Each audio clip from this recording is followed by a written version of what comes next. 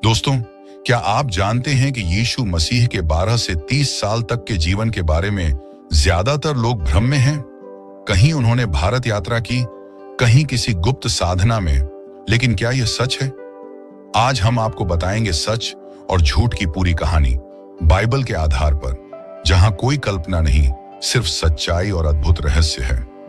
यदि आप वास्तव में चाहते हैं कि आप यीशु के बारे सब कुछ अच्छे से जानें और आपका विश्वास मजबूत हो, तो इस वीडियो को अंत तक देखें, क्योंकि हर पल आपके लिए है यीशु मसीह के जीवन का अनकहा सच।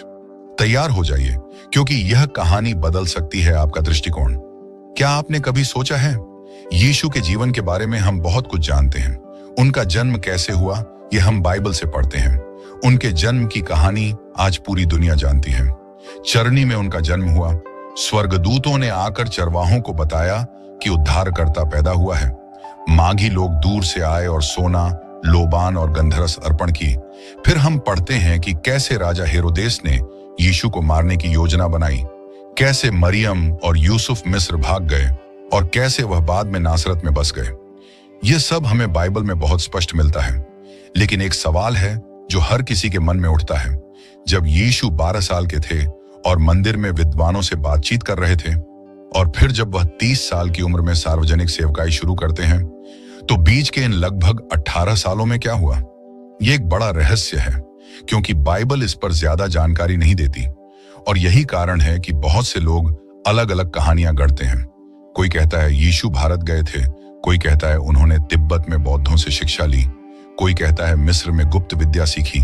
लेकिन क्या यह सब सच है, या बाइबल हमें कुछ और सिखाती है? आज हम इस पूरे विषय को गहराई से समझेंगे, और मैं आपको आश्वासन देता हूं, जब आप इस पूरे संदेश को अंत तक सुनेंगे, तो आपका विश्वास और भी मजबूत होगा और आप साफ समझ पाएंगे कि यीशु के जीवन के ये छिपे साल वास्तव में क्या कहते हैं। सबसे पहले हम बाइबल पर ध्यान देते हैं। लूका रचित सुसमाचार हमें यीशु के बचपन के बारे में सबसे अधिक जानकारी देता है। लूका अध्याय 2 वचन 40 में लिखा है, बालक बढ़ता गया और बल में दृढ़ होता गया और बुद्धि से परिपूर्ण होता गया, और परमेश्वर का अनुग्रह उस पर था। यह पद हमें यह दिखाता है कि यीशु सामान्य रूप से बड़े हो रहे थे, शारीरिक रूप से भी, मानसिक रूप से भी, आत्मिक रूप से भी। वह किसी भी अन्य यहूदी बच्चे की तरह बड़े हो रहे थे, लेकिन फर्क यह था कि वह पवित्र आत्मा से परिपूर्ण थे। फिर लूका अध्याय 2 वचन 41 से 52 में हमें एक घटना मिलती है। जब यीशु 12 साल के थे, उनके माता पिता हर साल फसह के पर्व के लिए यरूशलेम जाते थे। इस बार जब वे लौटे तो यीशु उनके साथ नहीं थे। 3 दिन तक उन्होंने खोजा और अंत में उन्हें मंदिर में पाया। वह वहां शिक्षकों के बीच बैठे थे, उनकी सुन रहे थे और उनसे प्रश्न पूछ रहे थे, और सब लोग उनके ज्ञान और उत्तरों को देखकर चकित थे। जब मरियम और यूसुफ ने उन्हें डांटा, तो यीशु ने कहा, क्या तुम नहीं जानते कि मुझे अपने पिता के काम में होना चाहिए? यह एक महत्वपूर्ण घटना है, क्योंकि यहां पहली बार यीशु ने अपने स्वर्गीय पिता की योजना की झलक दी। लेकिन फिर बाइबल आगे कहती है, यीशु नासरत लौट गए और अपने माता पिता के आज्ञाकारी रहे। और फिर लूका अध्याय 2 वचन 52 में लिखा है, यीशु बुद्धि और डील डॉल में और परमेश्वर और मनुष्यों के अनुग्रह में बढ़ता गया। यहीं पर अचानक बाइबल मौन हो जाती है। अगली बार जब हम यीशु को देखते हैं, वह लगभग 30 साल के हैं और यर्दन नदी पर बपतिस्मा ले रहे हैं। अब यही वह जगह है जहां सवाल खड़ा होता है, इन 18 सालों का क्या हुआ? क्या बाइबल ने उन्हें छिपा दिया है? क्या सचमुच यीशु कहीं और गए थे? अगर बाइबल इतनी स्पष्ट है, तो यह क्यों नहीं बताती कि यीशु 12 से 30 साल तक कहां थे? यहीं पर बहुत से लोग अपनी अपनी कल्पनाएं जोड़ देते हैं। कोई कहता है वह भारत गए, कोई कहता है वह बौद्ध भिक्षु बने, कोई कहता है मिस्र में गुप्त ज्ञान सीखा। लेकिन हमें याद रखना चाहिए, बाइबल सच्चाई की किताब है। बाइबल हमें वही बताती है जो उद्धार के लिए जरूरी है। अगर बाइबल ने इस समय का विस्तार से जिक्र नहीं किया, तो इसका मतलब है कि हमारे उद्धार के लिए यह जरूरी नहीं था। क्यों लोग कहते हैं यीशु भारत गए थे? अब यहाँ एक और रहस्य है। 18वीं और 19वीं शताब्दी में कई पश्चिमी खोजकर्ता भारत और तिब्बत गए। उन्होंने वहां कहानियां सुनी कि कोई ईसा नाम का साधु आया था, और उन्होंने दावा किया कि वही यीशु थे। इनमें से सबसे प्रसिद्ध कहानी निकोलस नोटोविच नामक एक रूसी लेखक ने लिखी। उसने कहा कि उसने लद्दाख के एक मठ में एक पांडुलिपि देखी थी जिसमें लिखा था कि ईसा नाम का व्यक्ति भारत आया, योग सीखा और फिर यहूदियों के पास लौट गया। लेकिन बाद में विद्वानों ने यह साबित कर दिया कि नोटोविच ने यह कहानी गढ़ी थी। उसने यह सब अपने किताब बेचने के लिए लिखा था और किसी भी मठ में ऐसी पांडुलिपि कभी नहीं मिली। फिर भी बहुत से लोग आज भी इसे मानते हैं क्योंकि उन्हें लगता है कि बाइबल में जो मौन है उसमें उनकी कहानियां फिट हो सकती हैं। लेकिन क्या यह सच है? क्या यीशु सचमुच भारत गए थे? अगर हम बाइबल पर ध्यान दें तो हमें कई स्पष्ट संकेत मिलते हैं। पहला, बाइबल बार बार कहती है कि यीशु नासरत के रहने वाले थे। मत्ती अध्याय 2 वचन 23। वह नासरत नामक नगर में जा बसा ताकि जो भविष्यद्वक्ताओं के द्वारा कहा गया था वह पूरा हो कि वह नासरी कहलाएगा। अगर यीशु भारत गए होते तो लोग उन्हें भारतीय क्यों नहीं कहते, बल्कि पूरी बाइबल और इतिहास उन्हें नासरी ही कहता है। दूसरा, जब वह अपनी सेवकाई शुरू करते हैं लोग उन्हें बढ़ई का बेटा कहते हैं। मरकुस अध्याय 6 वचन 3। क्या यह वही बढ़ई नहीं है, मरियम का पुत्र और याकूब, योसिस, यहूदा और शमौन का भाई नहीं है? यह स्पष्ट है कि लोग उन्हें बचपन से जानते थे। वे नासरत में ही रहे थे। अगर वे कहीं और गए होते तो गांव के लोग ऐसा नहीं कहते। अब यहां आप सोच रहे होंगे, तो क्या सचमुच यीशु कभी भारत नहीं गए? क्या पूरा जीवन नासरत में ही बीता? रुकिए, हम इस सवाल का पूरा उत्तर आगे देखेंगे, लेकिन इतना जरूर जान लीजिए, बाइबल हमें कभी धोखा नहीं देती। अगर हमें यीशु का जीवन जानना है तो हमें बाइबल पर ही भरोसा करना होगा, न कि मनगढ़ंत कहानियों पर। असली रहस्य अभी बाकी है। क्यों बाइबल इन सालों पर मौन है? क्या कोई आत्मिक कारण है?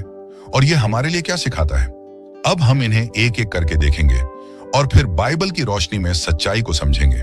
सबसे मशहूर दावा यह है कि यीशु भारत आए थे। कहा जाता है कि वह कश्मीर, लद्दाख, वाराणसी या बोध गया जैसी जगहों पर गए। किसी ने कहा कि उन्होंने योग सीखा, किसी ने कहा कि उन्होंने हिंदू धर्म ग्रंथ पढ़े, किसी ने कहा कि उन्होंने बुद्ध के शिष्यों से मुलाकात की। लेकिन यह विचार कहां से आया?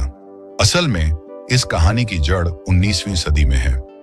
एक रूसी लेखक निकोला नोटोविच ने 1894 में एक किताब लिखी, the unknown life of Jesus Christ. उसने दावा किया कि वह लद्दाख के एक बौद्ध मठ में गया था। वहां उसे एक पांडुलिपि मिली जिसमें लिखा था कि ईसा नाम का एक व्यक्ति भारत आया था। उसने कहा कि यह ईसा वही यीशु थे। उसने लिखा कि यीशु ने हिंदू और बौद्ध गुरुओं से शिक्षा ली और फिर यहूदियों के पास लौटकर प्रचार शुरू किया। यह किताब बहुत जल्दी प्रसिद्ध हो गई। लोगों को लगा कि उन्होंने यीशु के गायब सालों का रहस्य खोज लिया है। लेकिन क्या आप जानते हैं, कुछ ही सालों में विद्वानों ने यह साबित कर दिया कि नोटोविच ने झूठ बोला था, क्योंकि जब अन्य खोजकर्ता उसी मठ में गए तो वहां के साधुओं ने साफ कहा, हमारे पास ऐसी कोई पांडुलिपि नहीं है। यानी यह पूरी कहानी घड़ी हुई थी। नोटोविच ने किताब बेचने के लिए यह कहानी बनाई और फिर भी आज भी बहुत से लोग इस झूठ को मानते हैं। कुछ लोगों ने कहा कि यीशु तिब्बत गए, वहां बौद्ध भिक्षुओं से सीखा, उन्होंने अहिंसा और ध्यान की शिक्षा ली। लेकिन सोचिए, अगर यीशु सचमुच तिब्बत गए होते तो क्या यहूदी लोग नहीं जानते? क्या नासरत के लोग चुप रहते? जब यीशु ने सेवकाई शुरू की, लोगों ने कहा, क्या यह वही बढ़ई नहीं है? मरकुस अध्याय 6 वचन 3। अगर वह कहीं और गए होते तो लोग कहते, यह तो सालों से गायब था, यह कौन है? लेकिन उन्होंने तो उसे बचपन से पहचाना था, इसलिए यह दावा भी बिल्कुल आधारहीन है। अब आप कहेंगे, लेकिन बाइबल खुद कहती है कि यीशु मिस्र गए थे। हाँ, बिल्कुल सही। मत्ती अध्याय 2 वचन 13 से 15 में लिखा है कि जब हेरोदेस ने बच्चों को मारने का आदेश दिया तो स्वर्गदूत ने यूसुफ को बताया कि मरियम और यीशु को लेकर मिस्र चले जाओ, और वे वहां तब तक रहे जब तक हेरोदेस मर नहीं गया। लेकिन यह तब हुआ जब यीशु छोटे बच्चे थे। कुछ ही समय बाद वे नासरत लौट आए। लोग जो दावा करते हैं कि यीशु बाद में फिर मिस्र गए, उसका कोई बाइबली आधार नहीं है, ना ही कोई ऐतिहासिक प्रमाण। हाँ, यह सच है कि मिस्र में यहूदी समुदाय था, कई विद्वान वहां रहते थे, लेकिन बाइबल कहती है कि यीशु नासरत में ही बड़े हुए। कुछ लोग कहते हैं यीशु ने कहीं गुप्त विद्या सीखी, उन्होंने चमत्कार करना किसी रहस्यमय शिक्षा से सीखा, लेकिन यह दावा सीधा बाइबल के खिलाफ है, क्योंकि बाइबल कहती है कि यीशु पवित्र आत्मा की सामर्थ्य से चमत्कार करते थे। मत्ती अध्याय 12 वचन 28। पर यदि मैं परमेश्वर के आत्मा से दुष्ट आत्माओं को निकालता हूं तो परमेश्वर का राज्य तुम पर आ गया है। यीशु को किसी गुप्त विद्या की जरूरत नहीं थी। वह तो परमेश्वर का पुत्र थे। उनके पास स्वर्ग से अधिकार था। अब सवाल यह है, अगर ये सब झूठे हैं तो फिर इतने लोग क्यों मानते हैं? कारण सरल है। मनुष्य को हमेशा रहस्य अच्छा लगता है। जब बाइबल मौन है तो लोग अपने हिसाब से खाली जगह भरने लगते हैं और शैतान झूठ को हमेशा बढ़ावा देता है। इसके अलावा कुछ लोग यह मानना नहीं चाहते कि यीशु ही एकमात्र मार्ग है। वे कहते हैं, देखो, यीशु भी भारत से सीखे थे, यानी सब धर्म बराबर हैं। लेकिन यह एक खतरनाक झूठ है। यीशु ने कहा, मार्ग और सत्य और जीवन मैं ही हूं। यूहन्ना अध्याय 14 वचन 6। उन्होंने कभी यह नहीं कहा कि उन्होंने किसी से सीखा है, बल्कि उन्होंने कहा, मेरी शिक्षा मेरी नहीं परंतु मेरे भेजने वाले की है। यूहन्ना अध्याय 7 वचन 16। एक और बात ध्यान देने की है, अगर यीशु सचमुच कहीं और गए होते तो बाइबल झूठी हो जाती, क्योंकि बाइबल बार बार कहती है कि वह नासरत में पले बढ़े। लूका अध्याय 4 वचन 16 में लिखा है, वह नासरत आया जहां वह पाला गया था। क्या आप देख रहे हैं? अगर वह भारत या तिब्बत गए होते तो यह पद सच नहीं होता। लेकिन बाइबल झूठ नहीं बोलती, इसलिए हमें चुनना है। क्या हम झूठी कहानियों पर विश्वास करेंगे या परमेश्वर के वचन पर? तो अब सवाल बचता है, अगर यह सब झूठ है तो सच्चाई क्या है? क्या सचमुच यीशु सिर्फ नासरत में ही रहे, या इन छिपे वर्षों का कोई और गहरा आत्मिक अर्थ है? लेकिन अब बड़ा सवाल सामने आता है, तो फिर बाइबल इन 18 सालों पर मौन क्यों है? सोचिए, बाइबल यीशु के जन्म की पूरी कहानी बताती है। उनके 12 साल की उम्र का मंदिर का अनुभव भी लिखती है, फिर सीधे 30 साल पर आकर रुक जाती है। क्या यह मौन गलती है? क्या लेखकों ने जानबूझकर छोड़ दिया, या फिर परमेश्वर का कोई गहरा उद्देश्य है? अब हम इसी पर ध्यान देंगे, और मैं आपको बता दूं, जब आप इसे समझेंगे तो आपको लगेगा कि यह मौन व्यर्थ नहीं है, बल्कि यह हमारे विश्वास के लिए बहुत बड़ी शिक्षा है। सबसे पहले एक बात अच्छी तरह समझ लें, बाइबल अधूरी किताब नहीं है, यह परमेश्वर का प्रेरित वचन है। 2 तीमुथियुस अध्याय 3 वचन 16 में लिखा है, हर एक पवित्र शास्त्र परमेश्वर की प्रेरणा से रचा गया है और उपदेश और ताड़ना और सुधारने और धर्म की शिक्षा के लिए लाभदायक भी है। यानी अगर बाइबल ने किसी हिस्से पर चुप्पी साधी है तो उसका भी एक उद्देश्य है।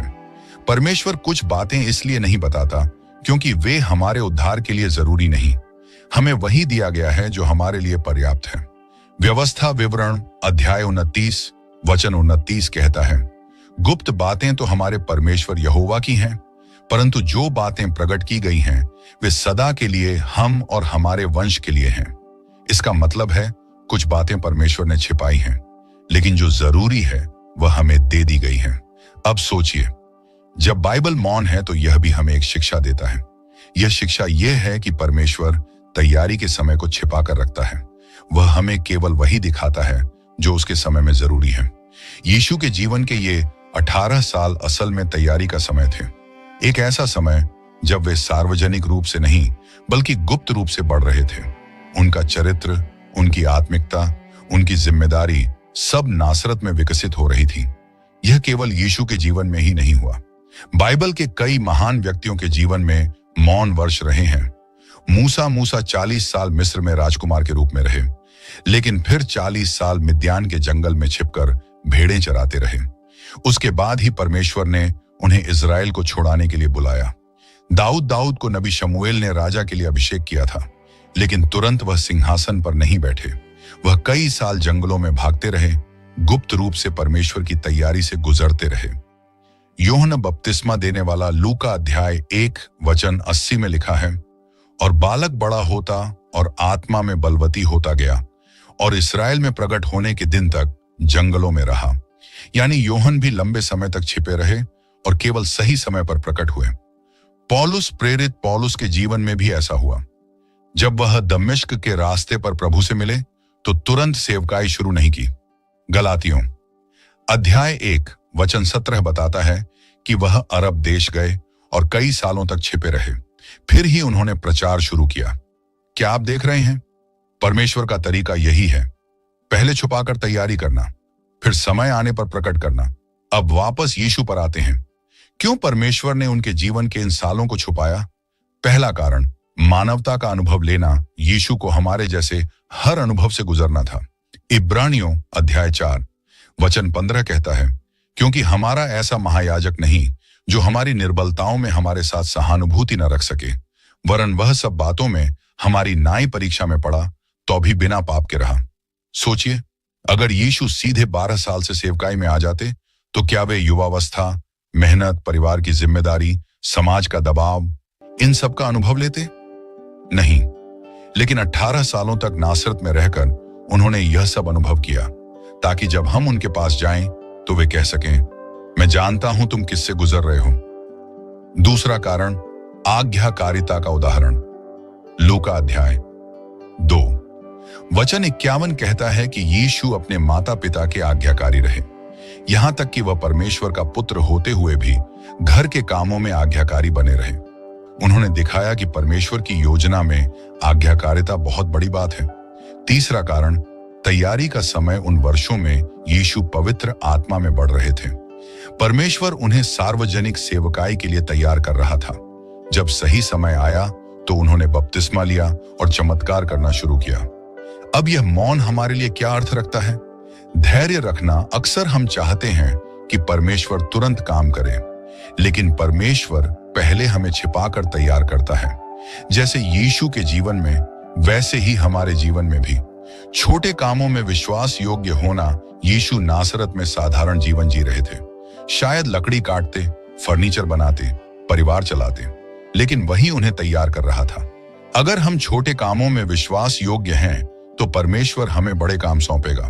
गुप्त जीवन का महत्व। हम अक्सर चाहते हैं कि लोग हमें देखें, हमें पहचानें, लेकिन परमेश्वर चाहता है कि हम पहले गुप्त जीवन में मजबूत हों, क्योंकि असली चरित्र वहीं बनता है। तो क्या यह मौन एक रहस्य है? हाँ, लेकिन यह डराने वाला रहस्य नहीं है। यह एक आत्मिक वरदान है। यह हमें सिखाता है कि परमेश्वर हमेशा कार्यरत है, भले ही हमें दिखाई न दे। 18 साल तक यीशु के जीवन पर कोई रिकॉर्ड नहीं, फिर भी परमेश्वर काम कर रहा था। क्या आपके जीवन में भी कोई मौन साल है जहां आपको लगता है कि कुछ नहीं हो रहा? तो हिम्मत रखिए, परमेश्वर आपके जीवन में भी वही कर रहा है जो उसने यीशु के साथ किया। वह आपको तैयार कर रहा है। अब आप समझ गए होंगे कि बाइबल का मौन कोई गलती नहीं है, बल्कि यह हमारे लिए एक शिक्षा है। लेकिन सवाल अभी बाकी है, तो क्या यीशु सचमुच सिर्फ साधारण जीवन जीते रहे? क्या वे बस बढ़ई का काम करते रहे, या इन सालों में और भी कुछ खास हुआ? यही हम आगे देखेंगे। अब सवाल आता है, उस छिपे जीवन में यीशु ने क्या किया? क्या वह बस चुपचाप बैठे रहे? क्या वह रहस्यमय जगहों पर घूमते रहे, या उन्होंने साधारण इंसानों जैसा ही जीवन जिया? आज हम यही देखने जा रहे हैं, और जब आप इसे समझेंगे तो आपको महसूस होगा कि यीशु का छिपा जीवन हमारे लिए गहरा आत्मिक संदेश रखता है। सबसे पहले नासरत को समझना जरूरी है। यह कोई बड़ा शहर नहीं था, न कोई धार्मिक केंद्र, न कोई व्यापारिक राजधानी, बल्कि गलील के पहाड़ों के बीच एक छोटा साधारण गांव। इतना साधारण कि यूहन्ना अध्याय 1 वचन 46 में नतनएल ने कहा, क्या नासरत से भी कोई अच्छी वस्तु निकल सकती है? यानी लोग नासरत को तुच्छ समझते थे। किसी ने उम्मीद नहीं की थी कि वहां से दुनिया का उद्धारकर्ता निकलेगा। परमेश्वर ने जानबूझकर यही चुना, क्योंकि उसका तरीका हमेशा विनम्र शुरुआत से होता है। वह दुनिया को चौंकाना चाहता है। यीशु का परिवार एक साधारण मजदूर परिवार था। पिता यूसुफ, जो आगे चलकर संभवतः जल्दी स्वर्ग सिधार गए, माता मरियम, और बाद में कई भाई बहन। मरकुस अध्याय 6 वचन 3 में उनके नाम भी आते हैं, याकूब, योसेस, यहूदा, शमौन और बहनें भी। यानी यीशु बड़े परिवार में पले बढ़े। उन्होंने बड़े भाई के रूप में जिम्मेदारी उठाई। उन्होंने देखा कि कैसे घर चलाना होता है, कैसे जरूरतें पूरी करनी होती हैं, कैसे परिवार की कठिनाइयों में साथ देना होता है। मरकुस अध्याय 6 वचन 3 बताता है कि यीशु को लोग कहते थे, क्या यह बढ़ई नहीं है? इसका मतलब साफ है, यीशु बढ़ई का काम करते थे। लकड़ी काटना, औजार बनाना, घर की चीजें बनाना, शायद हल, जूते का ढांचा, दरवाजे, खिड़कियां, मेज, कुर्सियां, यानी हर वह चीज जो गांव वालों को चाहिए होती। सोचिए, सृष्टि का रचयिता जो तारों और आकाश को अपनी वाणी से बना सकता था, वही अपने हाथों से लकड़ी काट रहा है, पसीना बहा रहा है और लोगों के घरों के लिए सामान बना रहा है। यह कितनी गहरी विनम्रता है। यीशु के छिपे जीवन से हमें क्या सीख मिलती है? एक, मेहनत की कीमत। यीशु ने दिखाया कि ईमानदार मेहनत पवित्र है। कोई भी काम छोटा नहीं है, चाहे बढ़ई का काम हो या किसान का। अगर हम ईमानदारी और विश्वास योग्यता से करते हैं तो वह परमेश्वर की दृष्टि में मूल्यवान है। दो, साधारण में परमेश्वर। हम सोचते हैं कि परमेश्वर केवल मंदिर, चर्च या धार्मिक स्थान में है, लेकिन यीशु ने दिखाया कि परमेश्वर साधारण जीवन में भी है, परिवार चलाने में, खेत जोतने में, लकड़ी काटने में भी। तीन, जिम्मेदारी उठाना। जब यूसुफ का देहांत हो गया होगा तो घर की जिम्मेदारी यीशु पर आई होगी। उन्होंने बड़े भाई के रूप में परिवार का सहारा दिया। उन्होंने हमें सिखाया कि परमेश्वर की योजना में परिवार की जिम्मेदारी उठाना भी आत्मिक कार्य है। कल्पना कीजिए, नासरत के लोग यीशु को बचपन से जानते थे। वे उन्हें बढ़ई कहते थे। उन्होंने उन्हें खेलते देखा, काम करते देखा, बाजार में आते जाते देखा। जब बाद में यीशु ने प्रचार शुरू किया तो बहुतों ने कहा, यह वही है नासरत का बढ़ई। यह कैसे मसीह हो सकता है? यह हमें दिखाता है कि लोग अक्सर परमेश्वर के चुने हुए को पहचान नहीं पाते, क्योंकि वह साधारण रूप में आता है। अब सोचिए, परमेश्वर ने क्यों चाहा कि यीशु इतने साल साधारण छिपा जीवन जी, ताकि वह हमारे जैसे हर अनुभव ले सके। मेहनत करना, परिवार चलाना, समाज में रहना, पड़ोसियों के बीच नाम बनाना, ताकि वह दिखा सकें कि पवित्रता केवल मंदिर में नहीं बल्कि साधारण जीवन में भी संभव है, ताकि वह हमें सिखा सकें कि परमेश्वर की इच्छा हर छोटे काम में भी पूरी हो सकती है। 18 साल का मौन असल में प्रशिक्षण था। यीशु हर दिन सीख रहे थे। धैर्य, आज्ञाकारिता, मेहनत, सेवा। यह हमें बताता है कि अगर हमें बड़े कार्य के लिए बुलाया गया है तो पहले हमें गुप्त रूप से तैयार होना होगा। जैसे बीज जमीन के नीचे छिपकर बढ़ता है, फिर पेड़ बनता है। भले ही बाइबल विस्तार से नहीं बताती, लेकिन हम कल्पना कर सकते हैं। सुबह सुबह काम पर जाना, लकड़ी काटना, औजार उठाना, ग्राहकों से व्यवहार करना, ईमानदारी से काम देना, परिवार का पालन पोषण करना, माँ और भाई बहनों का सहारा बनना, धार्मिक जीवन जीना, हर साल पर्वों पर यरूशलेम जाना, शास्त्र पढ़ना, सभा गृह में धर्म ग्रंथ सुनना, याद करना, प्रार्थना करना, छिपे में परमेश्वर से संगति करना। यानी यीशु साधारण जीवन में ही असाधारण आत्मिक गहराई में बढ़ते रहे। अब सवाल है, यह सब हमारे लिए क्या मतलब रखता है? एक, साधारण जीवन में वफादारी। परमेश्वर हमें अक्सर साधारण कामों में परखता है। अगर हम वहां विश्वास योग्य हैं तो ही वह हमें बड़े कार्य सौंपता है। दो, छिपे वर्षों से मत घबराओ। अगर आपके जीवन में भी ऐसा समय है जब आपको लगता है कि कुछ खास नहीं हो रहा, तो याद रखिए, यही आपका प्रशिक्षण है। तीन, परिवार और काम भी आत्मिक बुलाहट है। यीशु ने दिखाया कि परिवार चलाना और काम करना भी परमेश्वर की योजना का हिस्सा है। यह केवल दुनियावी नहीं बल्कि आत्मिक भी है। सवाल अभी बाकी है, जब यीशु 30 साल के हुए तो क्या हुआ? कैसे अचानक उनका सार्वजनिक जीवन शुरू हुआ? कैसे मौन से संदेश आया? याद रखिए, साधारण जीवन भी असाधारण हो सकता है अगर हम उसे परमेश्वर के लिए जिएं। अब एक बड़ा सवाल उठता है, क्या यीशु का जीवन बस इतना ही था? सिर्फ परिवार चलाना, काम करना और पड़ोसियों के बीच रहना? नहीं, इन छिपे सालों में परमेश्वर कुछ महान तैयार कर रहा था। यीशु साधारण जीवन जीते रहे, लेकिन भीतर से वह आत्मिक रूप से महान कार्य के लिए तैयार हो रहे थे। आज हम इसी पर विचार करेंगे, यीशु की आत्मिक तैयारी और पवित्रता का रहस्य। बाइबल हमें कई उदाहरण देती है जहां परमेश्वर अपने सेवकों को सार्वजनिक कार्य से पहले छिपकर तैयार करता है। मूसा 40 साल मिस्र के राजमहल में और 40 साल जंगल में भेड़ चराते हुए। दाऊद गुप्त रूप से भेड़ बकरियों की रक्षा करते हुए शेर और भालू से लड़ते रहे। यूहन्ना बपतिस्मा देने वाला जंगल में बड़ा हुआ, फिर सेवकाई शुरू की। इसी तरह यीशु भी 18 साल तक छिपे जीवन में आत्मिक तैयारी कर रहे थे। यह हमें बताता है कि परमेश्वर का तरीका है, पहले छिपाना फिर प्रकट करना। लूका अध्याय 2। वचन 51 कहता है, वह यीशु उनके साथ गया और नासरत आकर उनके अधीन रहा। यह वचन बहुत गहरा है।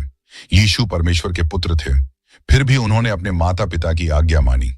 उन्होंने विनम्रता और आज्ञाकारिता में जीवन जिया।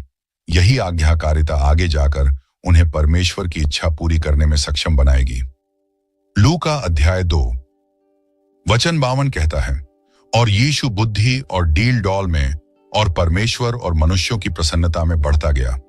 इसका मतलब है कि यीशु लगातार परमेश्वर के वचन और ज्ञान में बढ़ते रहे। वह सभागृह में जाते, शास्त्र सुनते, याद करते और उस पर मनन करते।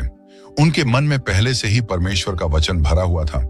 यही कारण है कि बाद में जब शैतान ने जंगल में परीक्षा ली तो यीशु ने हर बार उत्तर दिया। लिखा है, यह उनके छिपे जीवन की तैयारी का ही फल था। बाइबल हमें बताती है कि यीशु अक्सर अकेले पहाड़ों और सुनसान जगहों पर जाकर प्रार्थना करते थे। यह आदत उनके बचपन से ही रही होगी। वह पिता से गहरा संबंध रखते थे। हर निर्णय से पहले, हर कदम से पहले वह प्रार्थना में समय बिताते थे। इन छिपे सालों में भी वह नियमित रूप से प्रार्थना और संगति में समय बिताते होंगे। लूका अध्याय 3 वचन 22 कहता है, जब यीशु ने अपनी सेवकाई शुरू की तो वह लगभग 30 वर्ष का था। अब सवाल है, क्यों 30 साल?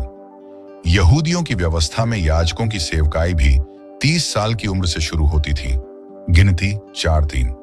परमेश्वर ने यही उम्र यीशु के लिए भी तय की। 30 साल का मतलब है परिपक्वता, जिम्मेदारी और तैयार होना। यीशु केवल उम्र में ही नहीं बल्कि आत्मिक और भावनात्मक रूप से भी तैयार हो गए थे। जब यीशु का समय पूरा हुआ तब तक यूहन्ना बपतिस्मा देने वाला जंगल में प्रचार शुरू कर चुका था। यशायाह अध्याय 40 वचन 3 में भविष्यवाणी थी, जंगल में पुकारने वाले का शब्द है, यहोवा का मार्ग तैयार करो। यूहन्ना वही आवाज था। वह लोगों को मन फिराव का संदेश दे रहा था। लोग अपने पापों को मानकर यर्दन नदी में बपतिस्मा ले रहे थे। यही वह क्षण था जब यीशु सार्वजनिक रूप से प्रकट होने वाले थे। मत्ती अध्याय 3 वचन 13 से 17 में लिखा है कि यीशु यर्दन नदी पर आए और यूहन्ना से बपतिस्मा लेने का आग्रह किया। यूहन्ना चौंक गया और कहा, मुझे तो तेरे द्वारा बपतिस्मा लेना चाहिए और तू मेरे पास आया है। लेकिन यीशु ने कहा, अभी ऐसा ही होने दे, क्योंकि हमें इसी रीति से सब धर्म पूरा करना उचित है। तब यूहन्ना ने उन्हें बपतिस्मा दिया और जैसे ही यीशु पानी से ऊपर आए, स्वर्ग खुल गया, पवित्र आत्मा कबूतर के समान उन पर उतर आया और आकाशवाणी हुई, यह मेरा प्रिय पुत्र है जिससे मैं प्रसन्न हूं। यह यीशु की सेवकाई की आधिकारिक शुरुआत थी। ध्यान दीजिए, यीशु ने 30 साल छिपे जीवन में बिताए, लेकिन सार्वजनिक सेवकाई सिर्फ 3 साल की थी। इससे हमें क्या शिक्षा मिलती है? तैयारी का समय लंबा होता है और सेवकाई का समय छोटा लेकिन प्रभावशाली। अगर यीशु को भी 30 साल तैयारी करनी पड़ी तो हमें भी धैर्य से तैयारी करनी होगी। अब सोचिए, यीशु के छिपे जीवन और उनकी तैयारी से हमें क्या सीख मिलती है? 1, परमेश्वर का समय सर्वोत्तम है। हो सकता है हमें लगे कि देर हो रही है, लेकिन परमेश्वर का समय कभी देर नहीं करता। 2, तैयारी कभी व्यर्थ नहीं जाती। हर छिपा साल, हर साधारण काम, हर आज्ञाकारिता, सब हमें परमेश्वर के काम के लिए तैयार करता है। 3, बपतिस्मा और आत्मा का अभिषेक जरूरी है। यीशु ने भी सेवकाई से पहले बपतिस्मा लिया और आत्मा का अभिषेक पाया। तो हम कैसे बिना तैयारी और अभिषेक के परमेश्वर की सेवा कर सकते हैं? अब आप देख सकते हैं, जो लोग कहते हैं कि यीशु 12 से 30 साल भारत गए थे, वह बिल्कुल गलत है, क्योंकि बाइबल हमें साफ बताती है वह नासरत में रहा, बुद्धि और कद में बढ़ता गया, परमेश्वर और मनुष्यों की कृपा में बढ़ता गया और 30 साल की उम्र में बपतिस्मा लेकर सेवकाई शुरू की। यानी इन सालों का रहस्य यही था। यह तैयारी का समय था, पवित्रता का समय था और परमेश्वर के समय की प्रतीक्षा का समय था। अभी एक अंतिम सवाल बाकी है।